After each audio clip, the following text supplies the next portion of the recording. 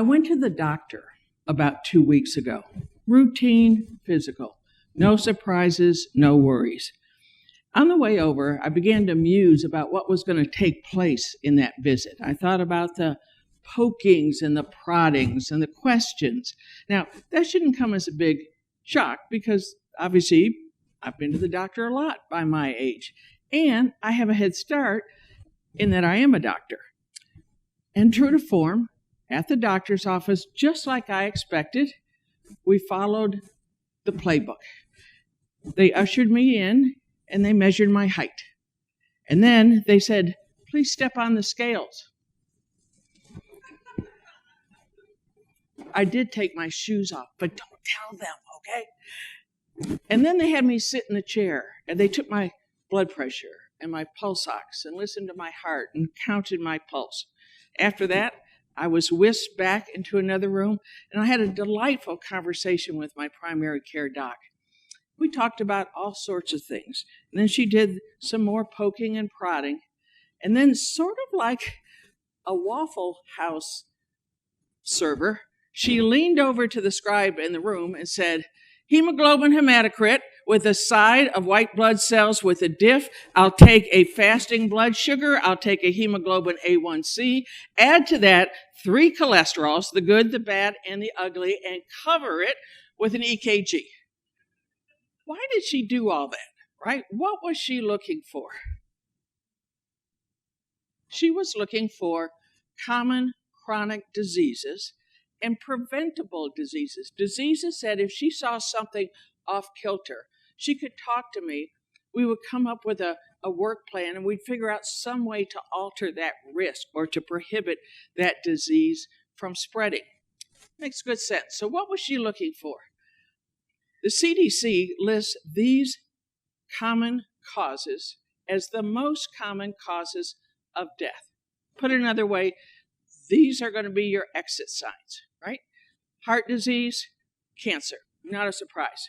Accidents, COVID, you might not be able to necessarily avoid that, or your primary care doc other than telling you wear a seatbelt or wear a mask. Stroke, and they're in red. Chronic respiratory diseases. So whether you go by this list or almost any other, chronic respiratory lung diseases is in the top 5, 6, 7. There was nothing that she did in that exam, that poking and prodding, that Waffle House order that had anything to do with that. Now, if I were the lungs, I would organize into a union, right? Go with me. And they would demand lung health equity, right? Lung health equity. And they would call out for an equal amount of attention, at least proportional to what they are. And frankly, I probably would join their union or their protest because I personally have a higher likelihood of dying from chronic respiratory than I do of breast cancer. But everybody in this room knows about breast cancer. Now, some of you, the doubting Thomases, are looking at me saying, this chronic respiratory thing, what does that look like? Well, let's pick one. COPD, chronic obstructive pulmonary disease. In this moment in time, there's 30 million Americans with that. Now, 30 million, that's North Carolina, South Carolina, and Georgia all combined. That is a lot of folks, all right? 300 million going to 400 million worldwide.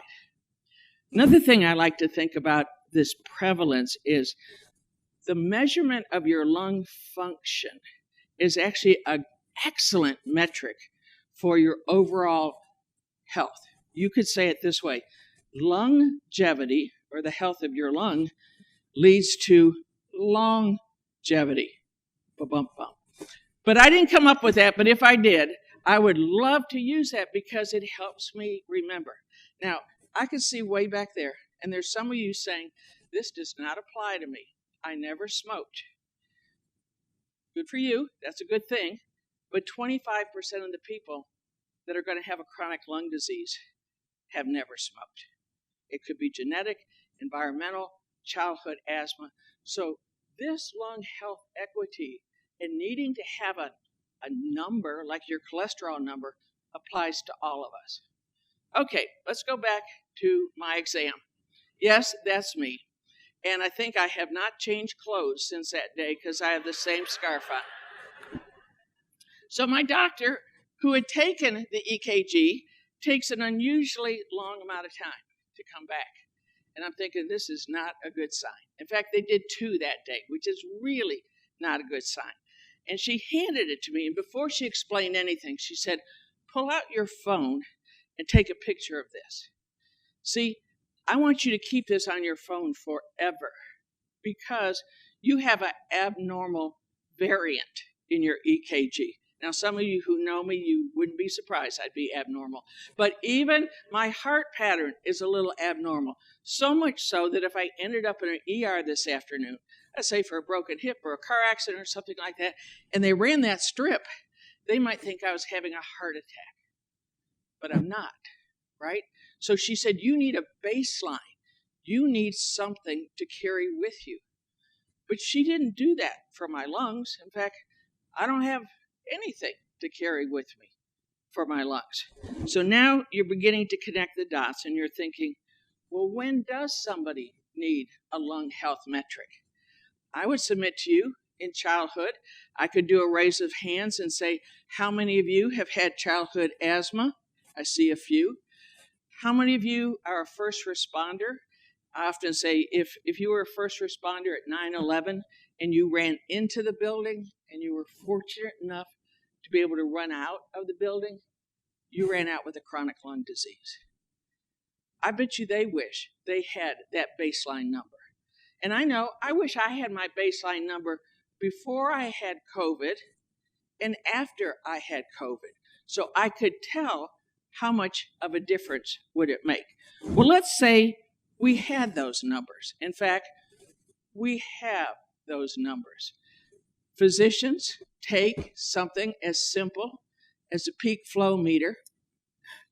Doesn't look very hard. This doesn't look like brain surgery. And they can measure somebody's lung metric as quickly as what I just did. Now, there are better tests. There's spirometry. There's oscillometry. But this isn't bad, at least for a screening tool. Physician scientists like Dr. Alvar Augusti, Bart Celli, Mahlon Hahn, Don DeMeo, Dave Menino, to count others, have published in all sorts of journals. This is from Lancet, that everyone has a normal or expected lung health trajectory.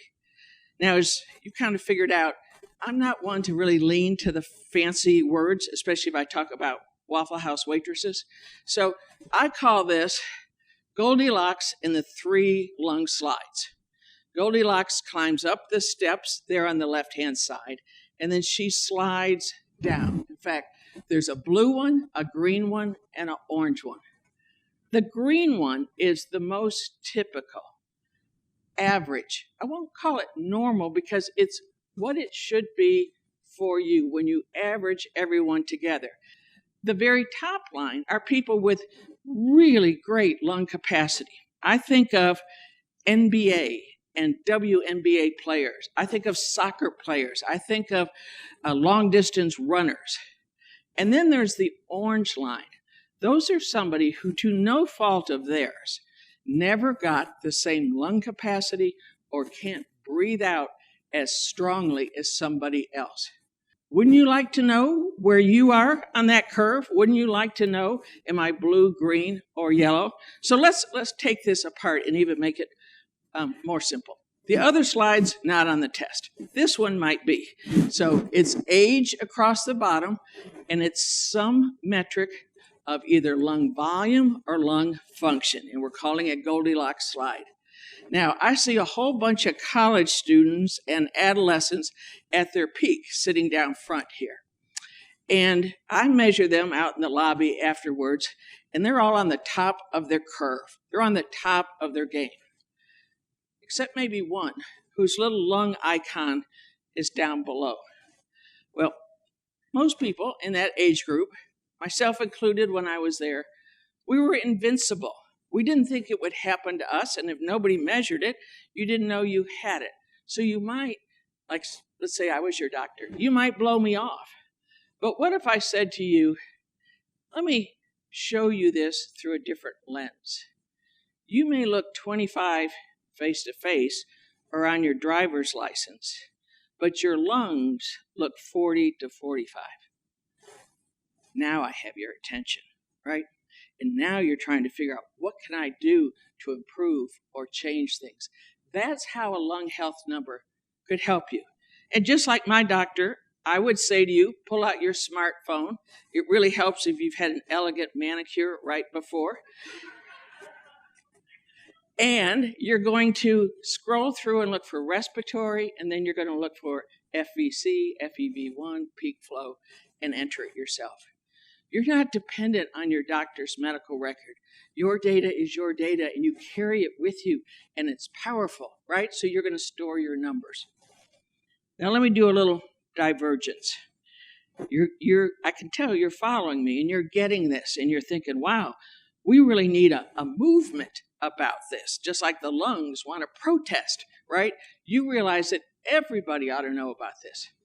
A few years ago, a younger version of Gene Wright with darker colored hair stood on a TEDx circle not far from here and shared an idea worth sharing about this invisible epidemic of chronic lung disease.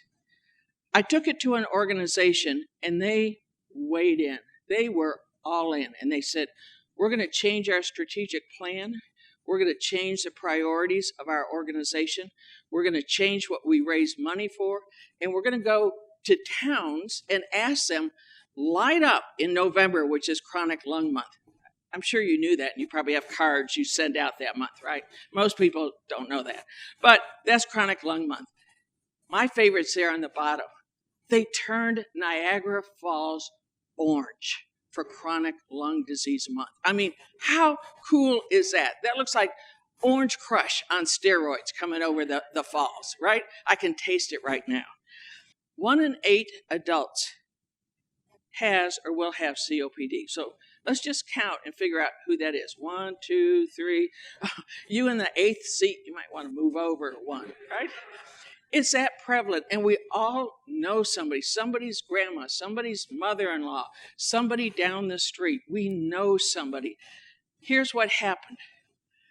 The marketing people are very analytic, and they said to me, Gene, we're going to measure how many eyeballs or how many impressions are on the materials that we're putting out. And so they came to me at the beginning of the campaign, and they said, we think we've got 10 million eyeballs. Now, my quirky sense of humor wanted to know, did that include pirates? And do pirates count as one eyeball? Or okay. So we went back to the market, just like the ADD discussion, right here in live. No, they said this is 10 million impressions where our ads, our promotions are going in front of people's eyes. And that's not a yearly number. That's a monthly number. So this organization took it seriously, went from 10 million impressions a month to over 1 billion a month. How did they do that? They got focused, they got intentional, and they got passionate. There was a book out many years ago called The Will to Lead. It's making that decision inside that I'm going to change this. So you come out of this and you say, I've gotten the idea, lung health matters. I want a metric, and just like the little guy in the blue part of the circle, you're going to go get tested. And then you're going to have a discussion with your PA, with your nurse practitioner, with your physician, and you're going to say, could it be me? And then, just like the girl with the great manicure, you're going to put it in your phone, and you're going to keep that number with you. And then you're going to go have a discussion with your friends and family. And then lastly, maybe you really get pumped and you say, I want to become a lung health advocate. I want to get out there and I want to change things in Washington. I want people to understand this. I want this to be part. What would that look like? I'll break it down into 3 segments. I think the easiest place to start is with the Medicare wellness exam. When you turn 65, and hypothetically, I know some people, just asking for a friend, right, who have had that exam. You're already at the doctor's office. They're already doing the Waffle House list. How much harder would it have been to add the peak flow? How much harder would it have been to add peak flow or spirometry? The second place, this is going to catch you off guard a little bit. I would partner with OBGYNs. And I would say women in menopause are going to come in. And they're going to talk about hot flashes, sleepless nights, whether they should take hormone replacement therapy. That would be a great time to talk to them about lung health. Because see, when women present, we present earlier in life than men do. We present with a heavier burden of symptoms. And even if we were smokers, a lesser degree of smoking. And for the menopausal woman, you're going to be awake in the middle of the night anyways, so you take the brochure home from the doctor and you can go ahead and read it in the middle of the night while you're still up. All right. The last group I would go to, and again, I'm going to pick on my college students and adolescents here, are college students, people that are enrolling. Now, think back to enrolling. They're going to give you your dining room card, your laundry room card, your gym card. The reality is none of those things are going to help you in life. You know, they have a really short half-life, right? But if they had done your lung health, maybe before you got your gym card, and you had it in your phone, you would know, do I need to pay extra attention to this? Which one of those slides am I on? And if something happens in the future, just like my EKG, you have something to compare it to. If you're a fan of TED and TEDx, you know that this community is all about ideas worth sharing. I hope that you have come away realizing lung health matters. We all need a lung metric, and it is an idea worth sharing. Thank you.